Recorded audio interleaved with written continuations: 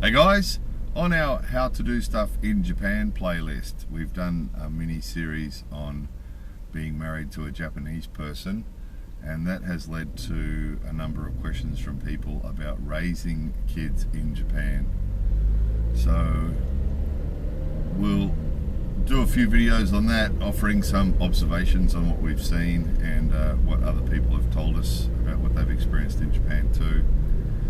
So probably a logical place to start would be pregnancy, as that's where it starts, isn't it? That's how these things get started. So well, let's start at the beginning. Pregnancy test kits you can buy from pharmacy like you can in most countries around the world. Some clinics, some doctors' clinics actually can give them to you as well, but usually just buy them from the pharmacy like you do in other parts of the world. Pregnancy test kit. And then as far as a doctor, with most people in Japan, they usually either have their own doctor and their own clinic that they go to, or they go to the hospital. They go to the public hospital. So the word for both is the same. They say byoin, and byoin means hospital, but it also can, they use it like clinic as well. They also say kuriniku, but usually people sort of have their preference. They either go to the hospital, the general hospital, the city hospital, and see the doctors there, or they go to a clinic themselves. They go to a private clinic themselves where there's a doctor with his own clinic and his own staff. So usually if you're living in Japan permanently, you'll be part of the government healthcare system. So you're supposed to be, if you're in Japan permanently and you're earning money, then you should be part of the medical healthcare system. So when you're part of that, that actually covers most of your medical costs. It's about 80% or 90%, something like that, whether you go to the hospital or a private clinic. The other thing that they do for pregnancy is they give you a booklet. Not everybody, perhaps not everybody, but often what they do is they give you a booklet of sort of vouchers that you can use for each step of the pregnancy. As you'd expect, the Japanese system, it's very organized. So once you suspect you're pregnant, and then you go to the hospital, you go to the private clinic, and the doctor confirms that you are pregnant. Depends on what stage you are, of course, but they've got the scans and all that sort of thing, so they can do the scans and take the little pictures and all that sort of thing. And then you get these little voucher books, and it's one a month or something, and then at the beginning, and then once a week, and then right up to delivery. And you go, it says on the voucher when you're supposed to go, and you go and you just give them the voucher. So each time you go to the clinic, you make an appointment for your next appointment, and then you go the next appointment and give them a little voucher. So it's sort of a good system. The point of all that is that it's part of the healthcare thing, which means that it's not costing you a lot of money, and that's a good thing, obviously. The other thing is that those private clinics and the hospitals often have prenatal type courses and things going on. So all the usual stuff that you'll get in other countries, you know, with sort of yoga for pregnant ladies and that sort of thing. And then educational classes as well. They have prenatal classes so that first time parents can go to the prenatal classes and learn all about it. And they have ones for the mothers only, and then ones for the mothers and the husbands.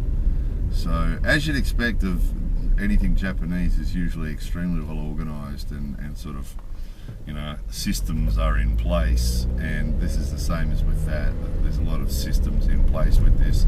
It's very organized, step, step, step, step, step. It's a little bit, we've talked about the healthcare system in Japan before, and it can feel, to an outsider, it can feel a little bit impersonal, or a little bit like a factory or a production line or something sometimes. Some aspects of the medical system in Japan, at first it can feel like that, but if you get used to it, when you get used to it and relax and go with it, it's actually very good. It's actually very good. The standard of care in Japan is very good because because of the socialised healthcare system. It's very cheap. The technology is usually very good. Some of the old style doctors are a little bit like gods. You know, they tend to be treated a bit like gods by their staff and by their patients. So some of the old style doctors here are a little bit sort of, they sit behind their big desks with a staff member either side of them. And so it's probably worth just warning you about this too, because you might find this when you first go to the clinic, and they have clinics that specialise in babies, you know. So when you go to one of those, you'll often find that the sensei is he's a bit special. Doctors in Japan you refer to as sensei, so you'll sometimes find that these guys are a little bit. They tend to be treated with a lot of respect, the good ones. And they tend to think they're a bit special, and they'll sit behind their desk and they'll have a nurse either side of them standing there very properly, and they give orders to the nurses, and the nurses do most of the stuff, and the doctor just sort of oversees it. That tends to be how it works. And at first that can be a little bit, and their attitude, some of the doctors can be a little bit like that and treat you in a bit of an offhanded way. So when you go in and sit down, they'll treat you in an offhanded way, and it can be off-putting. It really can be off-putting, but stick with it, because what you find is when you've been using this system for a while, you'll learn that the quality of the healthcare is actually very good, that the doctors are generally very well trained, that most of them have kept up with the latest technologies and the latest practices and things, and that most of them are very, very good, and that when required to do something or to get on top of some sort of problem or something, they're usually very, very good at it. So it's just the bedside manner thing. It's a cultural difference. It's the because of their position, these guys, particularly if they're a good doctor, they tend to have this sort of a high position, and they're treated like gods. And some of them actually might start to feel that way a bit, probably. But really stick with it, because that they are very good at what they do. And once you adjust to that different bedside manner thing, it's actually not too bad. So that's the process has begun there. You're going to the prenatal things, you're going to your monthly checks, you're going to your fortnightly checks. Obviously those checks on those vouchers or the bookings that they'll make for your checks become more frequent as the due date gets closer. What else is going to be relevant to you? So it'll lead right up to the birth. And then usually these private clinics that are operated, usually it's one doctor, or maybe one doctor and a couple of other doctors. Maybe the one doctor owns the clinic. Usually the clinics are actually called by the name of the doctor. So if the senior doctor's name is Suzuki, the clinic will be called Suzuki Clinic or something like that. And then he might have a couple of younger doctors working for him as well, and then a whole bunch of other staff usually. And you'll usually go to his clinic to give birth. They're usually pretty well set up with sort of a delivery room that's reasonably. They're usually very well set up. So unless there's a major complication, usually everything will take place in the private clinic. They'll deal with it there, deal with the birth there. Or if you've chosen to go down the general hospital route, you'll just go to the hospital and go into the baby department, the baby department, whatever it's called, and then you go in there for the delivery there. In the Japanese way of doing things, usually, now it depends, of course, if you're a foreign male married to a Japanese girl, or a foreign Japanese girl married to a foreign girl married to a Japanese guy. But usually what happens is with the Japanese ladies, after they've given birth, usually they stay at the clinic or the hospital for 2 or 3 days, and then usually from there they go home to their parents' house. So they'll go home and stay at their parents' house for usually about a month. A month is average. We know some that have stayed longer. We know one lady who had a bit of a difficult birth, and she went home and stayed at her parents' house for 4 or 5 months after her baby was born. So that's quite normal here, you know. So the 1 month is standard. So it's a bit, this part of it, it's a bit different, and it's sort of a bit, the birth can be too a little bit, it might seem a little bit distant, and in that, you know, they'll deal with the baby and deal with the baby and deal with you, and again, very professional, and they do a good job and everything, but then usually they'll just take the baby off and put it in the room with all the other babies. So in some countries now, usually the baby will be given to the mother to sort of bond after that immediately after the birth. But quite often here, they'll take the baby away and put it in another room. But like we've said with healthcare before, when we've talked about healthcare issues in Japan before, some things, if you're not comfortable with it, tell them. Because in our case, they whisked the baby away and just disappeared. Where'd the baby go? And it didn't come back. So we were thinking, I was thinking, that I'm going to go off and just sort of clean the baby up and bring it back, and they didn't bring it back. And I actually asked them to. I said, can you bring it back? And they brought it back. And with healthcare in Japan, if they do something that you don't like, it's worth gently saying something or asking, would you mind doing this, would you mind doing that? It is worth it, because they do listen. You know, if you've seen our healthcare in Japan playlist, you know, we've had a fair bit of experience with operations and damage and all sorts of things, and they do tend to listen. If they can do what you're asking, they usually will. They're pretty good. So same thing with the baby thing itself. If there's something that you particularly want or don't want, it's worth mentioning. Oh yeah, just going back a bit further too, with the birth, usually, because as we mentioned before, Japanese people try and avoid using drugs. They're really against drugs, and the doctors are really against drugs, and they really try to avoid any sort of painkillers and things. So drug-free birth is really normal here. And again, if you want some sort of drug pain relief, then you want to discuss that with your doctor before the birth, because they will try and avoid it. They'll try and avoid it. It's just always the case, the same as if you have an operation or something in Japan, any sort of medical procedure at all. Because the Japanese way of thinking is, if you have any sort of medical procedure, whether that be normal medical or dental or anything, that pain is part of the process, and that's the Japanese way of thinking about it, so that they don't go out of their way to give you pain relief. So again, if you want pain relief or the option of pain relief during the birth, it's worth discussing that with the doctor before the big day comes. So yeah, so you've got through that, and then the day itself, after the birth, they might whisk the baby away. If they do that and you want the baby back, you want a bit of bonding time with the baby, ask for it to come back. They'll probably bring it back for you. They're really good. I mean, please don't get the wrong impression. It is very systemized and sort of very, but you know, they're kind people. So you know, if you ask, they do understand. So nursing sisters around the world are always a bit sort of brusque, aren't they? You know.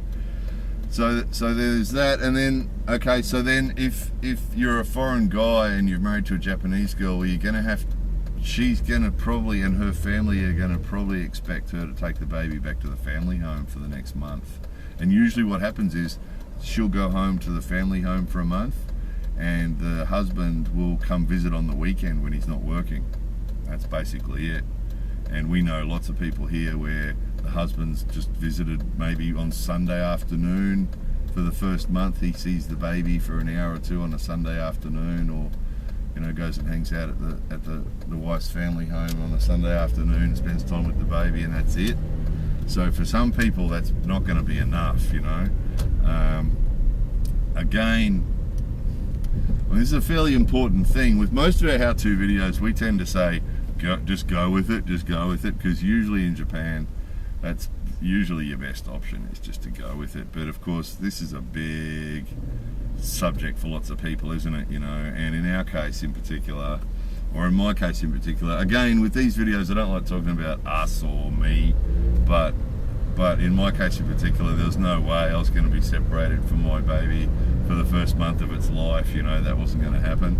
So I'd already talked about this beforehand, and we decided what we're going to do is that my wife was going to come home from the clinic to our house, and the mother-in-law was going to come visit as much as she could, and I was going to do as much as I could. And were going to take care of my wife in my house. So, and I got away with it. So, and that's actually what we did. So that worked, and you could try that if that's what you wanted to do. It's not to say it will work though. Again, I've mentioned previously, I've been pretty lucky with the in-laws, you know, and I've managed to get a bit of cooperation from the in-laws. You might not get that cooperation. It's quite possible that, you know, particularly if you're working, if you're the husband and you've got a full-time job and your wife's just had the baby, they're going to say to you, well, you can't take care of her. You know, unless you can really take care of her properly for that first month, they're going to say, no, you can't take care of her. She's got to go home to the family home.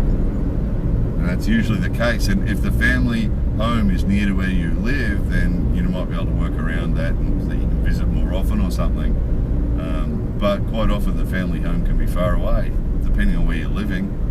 So, and if it's in another prefecture or something, she might be going to another prefecture for a month. It's quite possible. And see, again, it's one of those things where everybody here thinks that's normal. So, as far as everybody else is concerned, that's the normal thing to do. If you've got some other idea, everyone's going to think it's strange. Why would you want her to come home? You can't take care of her and it's not going to work and all that sort of thing. So again, something you're going to have to sort out well ahead of time, you know, worth sorting out really early on in the process so that you've got a plan, and either you've managed to talk them into doing it that, you know, letting her come home to where you live, or you're going to have to have adjusted to the idea that she's going to be staying at the family home for probably a month or possibly more. It depends, you know, how quickly she recovers and how things are going with the baby and all that sort of thing. So, we only got a few minutes left of this video. Just another thing that happens too, the government is encouraging people to have babies. So there is some money that comes from the government during the process, as well as the healthcare money. There's also some money after the baby's born that comes. Wasn't a lot, can't remember how much it was, a few $100s or something. But interestingly, Japanese is a tradition in Japan that when a baby's born, people give you money. It has to be an odd number. Usually it's 3 and above, so it's either 3,000 yen, which is about $30, or 30,000 yen, which is about $300, and it goes up to whatever. And it's the same as with weddings and funerals. People give you an amount of money based on your connection to them. So if it's just a co-worker or something, they might just give you $30 or $70 or something like that. If it's a family member, they're likely to give you more. They're likely to give you $300 or $700 or something like that. And the family, the in-laws, could give you $3,000 or something like that, or $5,000 or $7,000 or something like that. So usually the way it works out is that cash that it does cost you for the clinic or for the hospital or whatever, usually you're okay, because it depends on the family and the friends, of course, but usually you do end up giving quite a bit of money, because it's a tradition that's based on the fact that they know that, you know, when babies are born, not only do you have the cost of the clinic and the doctor and all that stuff, but, you know, you got all the baby expenses, right? You got to go and buy nappies and bottles and prams and strollers and beds to sleep in and all that sort of thing. So that's probably not a bad place to leave the video, actually. What happens next is the mother spends usually a month or so at her family home, recovering from the birth, and her mother takes care of her and feeds her and helps her with the baby and that sort of thing. And then after that, she'll come back to the house, to wherever you're living. And then usually for babies, it's normal for them to actually sleep with the parents, because traditionally we sleep on futon.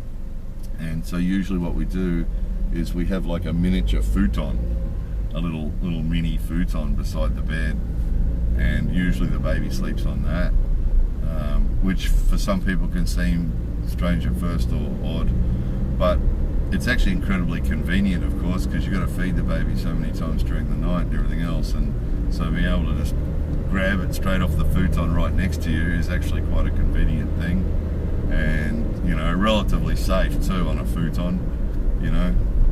Don't have to worry about falling out or falling off or something like that. So that's probably about where we'll leave this video. We've got it to the point where baby's born and at home, so we've got only another 20 years of life to deal with now. 20 years or so, or 50 or 60 or whatever. Anyway, there it was. The first step raising kids in Japan. More videos coming soon.